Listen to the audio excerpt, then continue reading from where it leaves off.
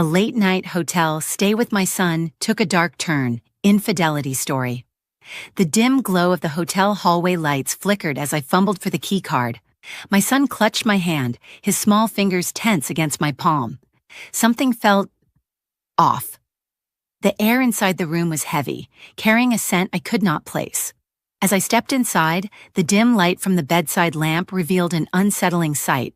My husband's suitcase, unzipped, his clothes scattered across the chair, but he was supposed to be on a business trip miles away. I turned toward the bed, my heart pounding, and that was when I saw her. This was not just a mistake, it was a betrayal. Life had been predictable, structured even. My husband Daniel was a man of routine, his days filled with work trips and late-night meetings. I had convinced myself that this was the price of success, that the distance between us was temporary.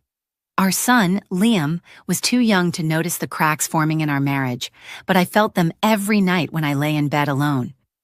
That evening, exhaustion clung to me like a second skin. Liam and I had spent the day traveling, an unplanned stop at this hotel due to a delayed flight. It was meant to be a quick overnight stay, one last adventure before heading home. Daniel had been away for a week, supposedly in another city for a conference. I had spoken to him earlier that day, his voice rushed but familiar. "I will call you later," he had said. He never did. Liam was half asleep as we checked into the hotel. The lobby buzzed with tired travelers, suitcases dragging across the marble floors. I barely registered the clerk's polite smile as he handed me the key card. All I wanted was a few hours of sleep before our early morning flight. The elevator ride to our room was quiet, except for the faint hum of soft jazz playing through the speakers. Liam leaned against me, his small body warm and trusting. He was my world, the one constant in a life that had begun to feel uncertain. As we reached our floor, a strange sense of unease prickled at my skin. The hallway was eerily silent, the kind of silence that felt intentional. Brushing off the feeling, I slid the key card into the door and stepped inside. That was when I saw it, Daniel's suitcase sitting in the corner of the room. My breath hitched. My mind scrambled for a reasonable explanation, but nothing made sense. He was supposed to be states away. His suitcase was open, his neatly folded shirts now crumpled. His shoes, familiar and worn, rested by the bed. I turned slowly, dread clawing up my spine. The air smelled faintly of perfume, not mine. Then from the bed, a soft rustling sound. A shape shifted beneath the covers. My stomach dropped. I was not alone in this room. For a long moment, I could not move. My breath caught in my throat as I stared at the tangled sheets, my mind refusing to process what I already knew deep down. Liam tugged at my hand. "Mommy?" His voice was groggy, confused. I had to move. I had to think. Swallowing the lump in my throat, I took a slow step forward. My heartbeat pounded in my ears, each beat drowning out rational thought. My hand tightened around Liam's as I leaned down, whispering, "Stay here." I reached for the lamp switch, hesitating just for a second before flicking it on. The dull yellow glow flooded the room, illuminating everything. The suitcase, the shoes, the discarded tie draped over the chair, and the figures in the bed. Daniel was there. He was not alone. A woman, young, barely older than a college student, lay beside him, her dark hair spilling over the pillow. The moment the light hit them, she stirred, groaning softly before blinking up at me in bleary confusion.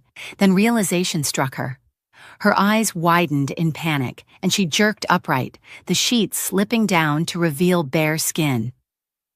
Daniel's reaction was slower. He shifted, blinking at the light, groaning at the sudden disturbance. Then, as his vision cleared and he saw me standing there, his face drained of color. "Jenna," he started, scrambling to sit up, his voice hoarse with sleep and guilt. I could not breathe. I could not speak.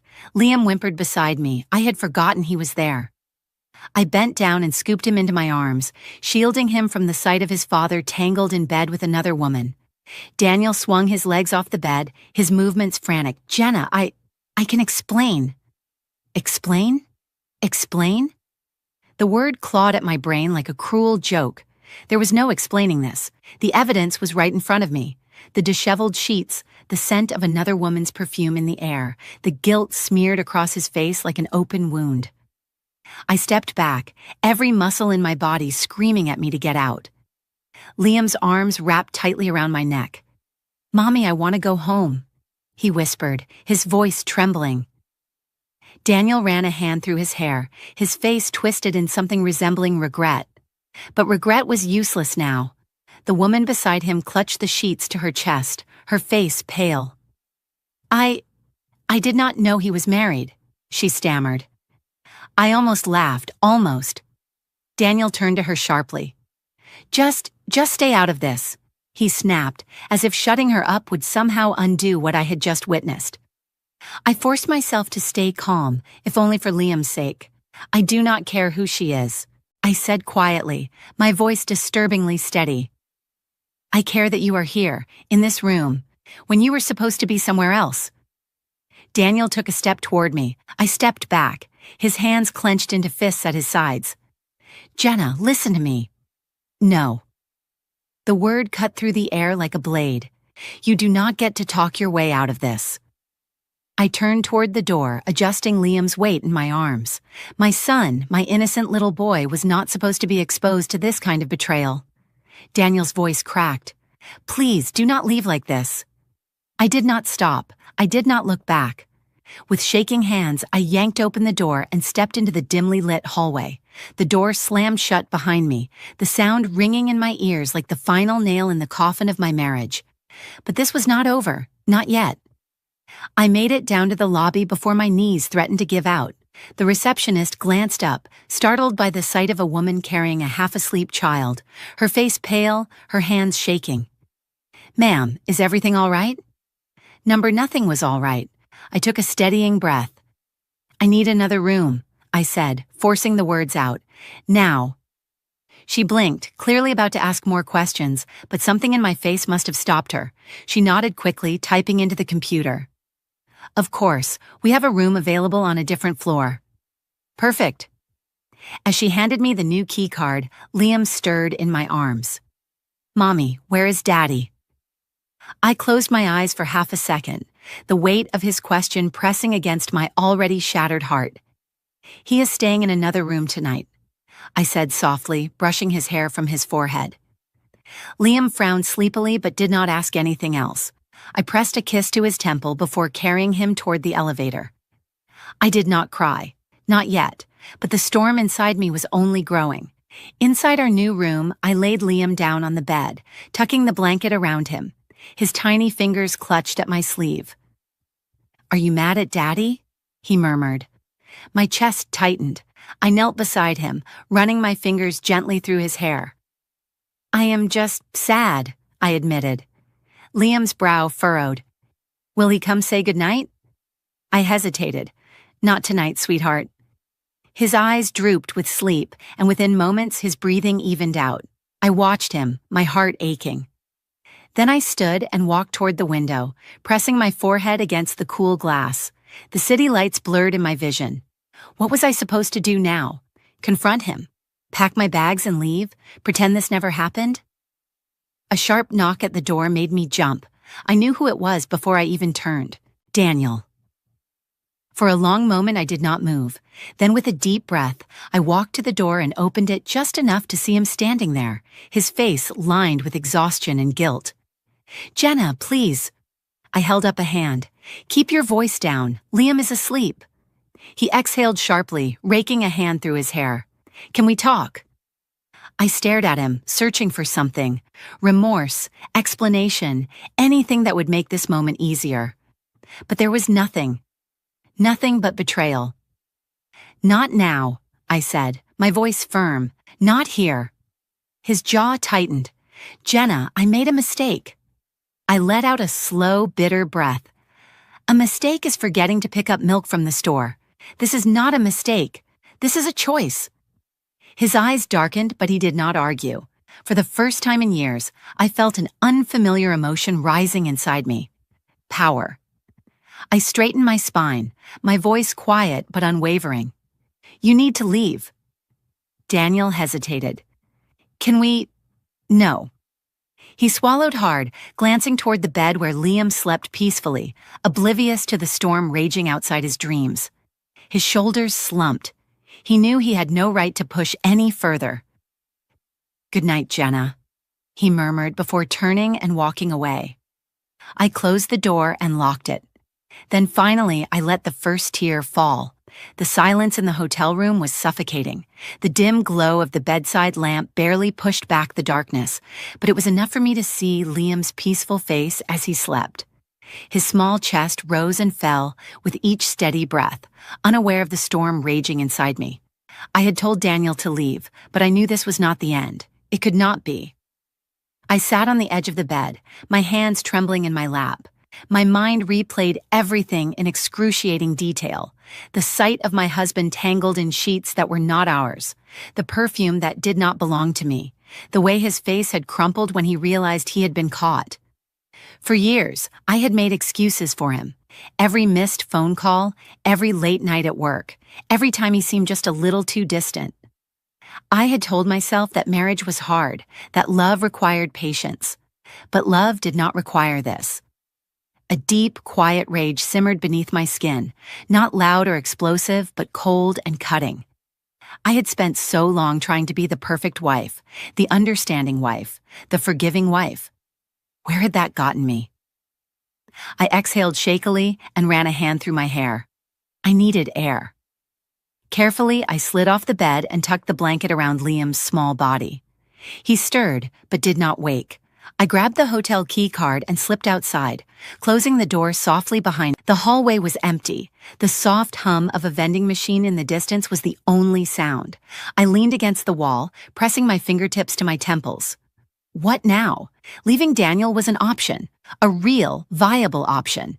But was I ready for that? The weight of the years we had spent together pressed against me.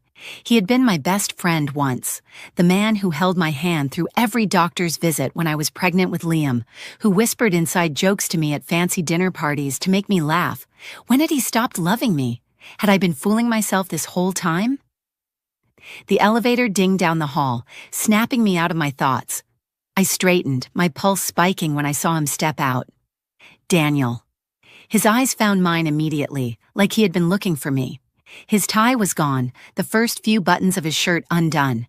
He looked exhausted, shadows under his eyes, but there was something else there. Determination. I did not move as he walked toward me. For a long moment, neither of us spoke. Then quietly he said, "Can we talk?" I crossed my arms. I thought I made myself clear. His jaw tightened. "You did, but I am asking anyway." I should have walked away. I should have slammed the door in his face. Instead, I exhaled sharply and nodded toward the stairwell at the end of the hall. 5 minutes. Daniel followed me without a word. The stairwell was cold, the air thick with unspoken words. I turned to face him, arms still crossed. "Say what you need to say." He ran a hand over his face, exhaling heavily. "Jenna, I messed up." A bitter laugh escaped me. I figured that part out on my own. He winced but did not look away. I did not plan for this to happen. "That makes it worse, Daniel." My voice was quiet but sharp. "You did not just make a mistake. You made choices, repeatedly." He shook his head. "It was not like that. He stopped himself, closing his eyes for a moment before opening them again. "I was lonely." Something inside me snapped. "You were lonely?" He nodded, his gaze pleading. "You and we have not been us for a long time, Jenna. We barely talk, He swallowed. It was not about her. It was about feeling something again. I took a slow step toward him, my voice dangerously calm. "So while I was home, raising our son, holding our family together, trying to fix things, you were out looking for something new?" He flinched. "It is not that simple." "Yes, Daniel." My chest rose and fell heavily. "It is." Silence stretched between us. He ran a hand through his hair, his frustration evident. "I did not want to hurt you." Another hollow laugh. "Well, congratulations, you failed." His face twisted in pain, but I did not feel bad for him. Not anymore. "You should have just told me." I said after a moment. My voice was quieter now, more tired than angry. If you were unhappy, if you wanted something else, you should have told me instead of this. He looked down ashamed. I know. I studied him for a long moment, searching for something: remorse, honesty, regret. I saw all of it, but I also saw something else: weakness. Not the kind that made someone pathetic, but the kind that made someone cowardly. Daniel had always been afraid of hard conversations. It was easier for him to bury problems than face them head on, and I was done waiting for him to be brave. I took a deep breath, my decision solidifying in my mind. I am done, Daniel. His head snapped up. Jenna. No. I shook my head. This is not something we come back from. His throat bobbed as he swallowed. What about Liam? My heart clenched. You will always be his father, but we are over. I expected him to fight, to argue, but he just stood there, silent. Finally, he exhaled, looking away. I never wanted this. Neither did I. We stood there, two people who had once loved each other, now standing on opposite sides of a broken marriage. I turned to leave. Jenna. I stopped but did not turn. His voice was hoarse when he said, I am sorry. I closed my eyes for half a second, letting the words settle over me. Then I walked away. And this time, I did not look back. The sound of our footsteps echoed through the bustling airport, each step pushing me further away from the life I had known. Liam's small hand clutched mine, warm and trusting, oblivious to the storm still raging inside me. As we passed through security, I glanced back only once. Daniel stood where we had left him, his posture heavy with the weight of everything left unsaid. But this time, there were no second thoughts, no hesitation. I turned away, focusing on the present, on Liam, on us. The flight home was long and quiet. Liam dozed off with his head resting against my arm, his tiny fingers still wrapped around mine, even in sleep. I stared out the window, my thoughts drifting like the clouds beneath us. Everything had changed. I had spent years building a life with Daniel, convincing myself that our love could withstand distance, routine, even neglect. I had excused his absences, silenced my doubts, told myself that marriage meant sacrifice. But sacrifice should never have meant losing myself. A flight attendant walked by, offering me a warm smile. I forced one in return. She had no idea that my entire world had just shattered, that I was sitting in this seat with my son beside me, holding the pieces of a broken marriage in my hands. The irony was, I did not feel broken. I felt something else. Liberated. The taxi ride home was surreal. The streets were familiar, but I felt like a stranger in my own life.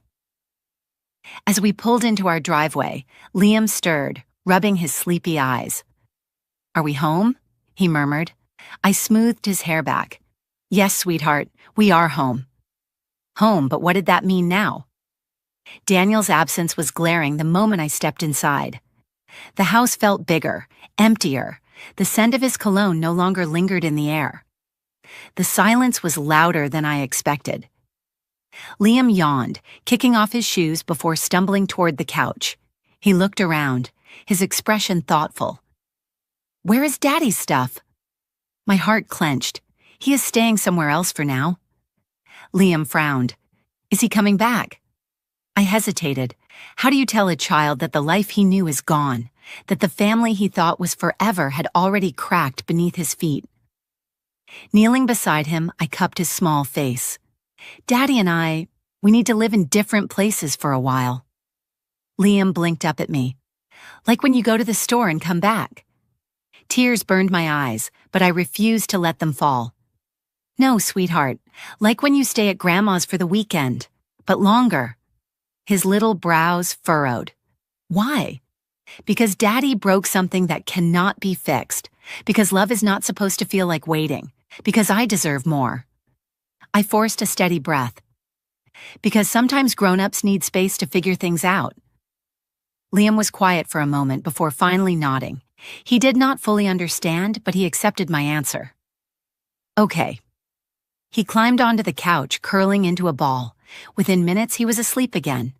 I sat beside him, watching the slow rise and fall of his chest.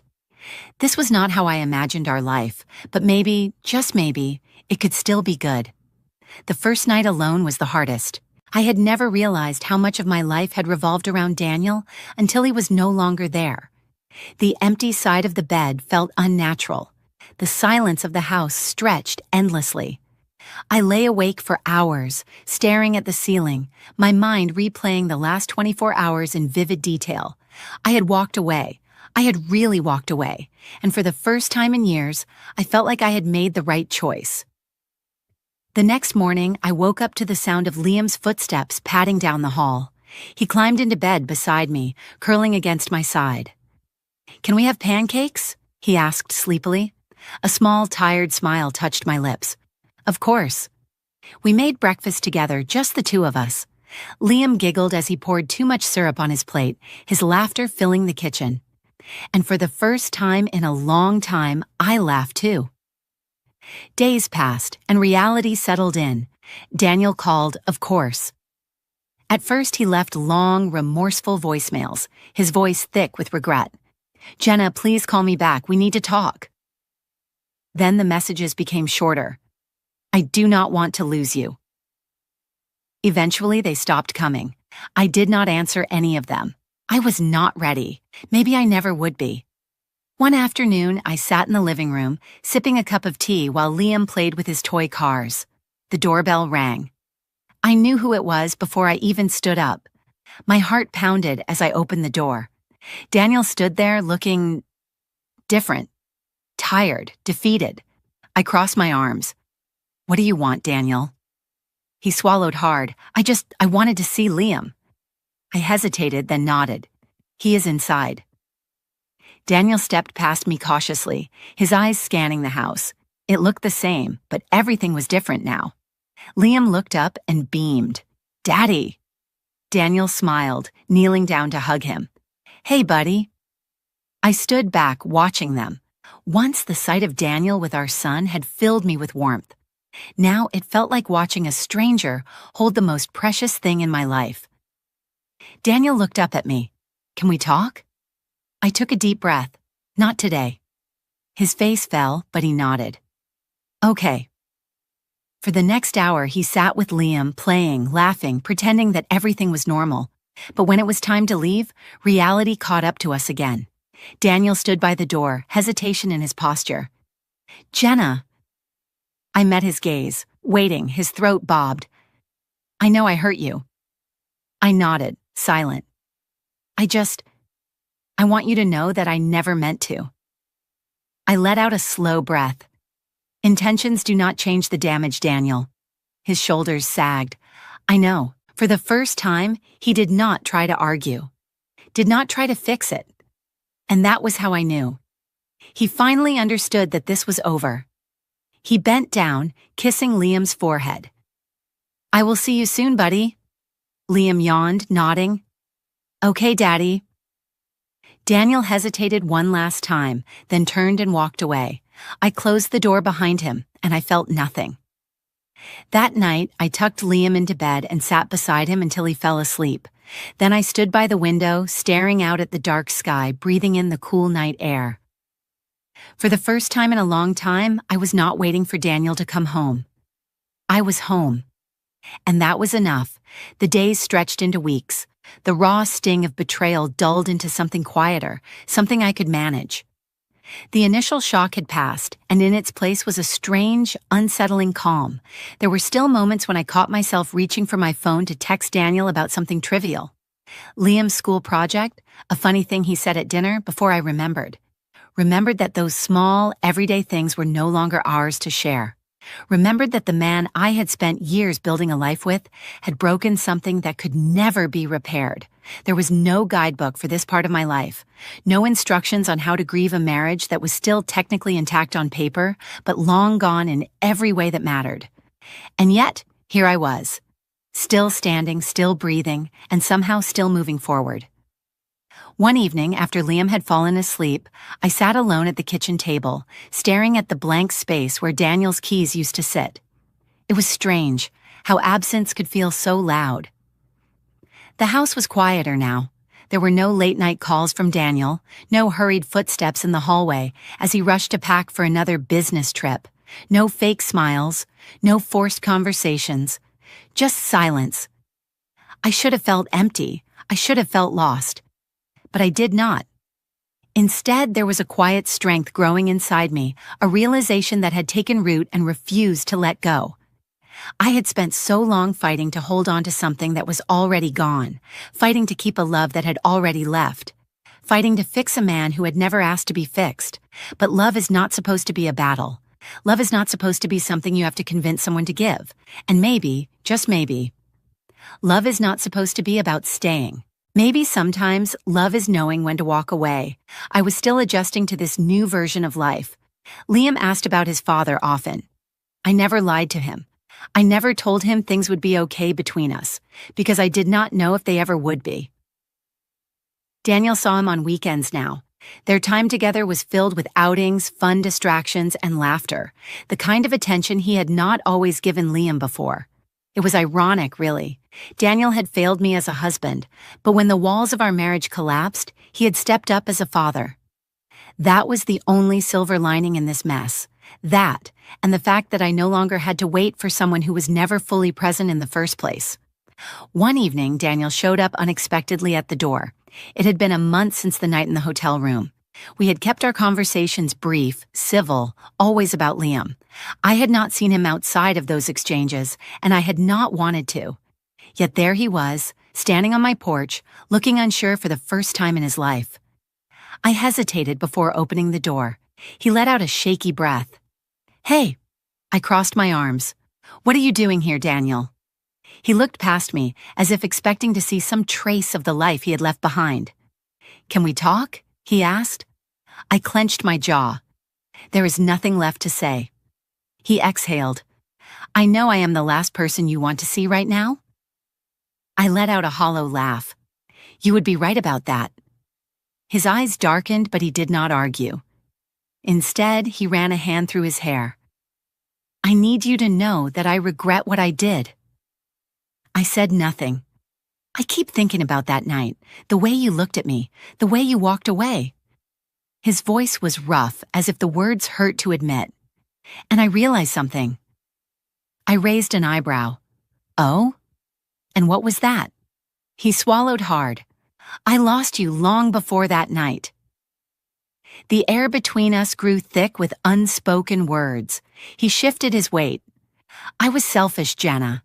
I let myself believe that because we were married, because we had a child, that I would always have you."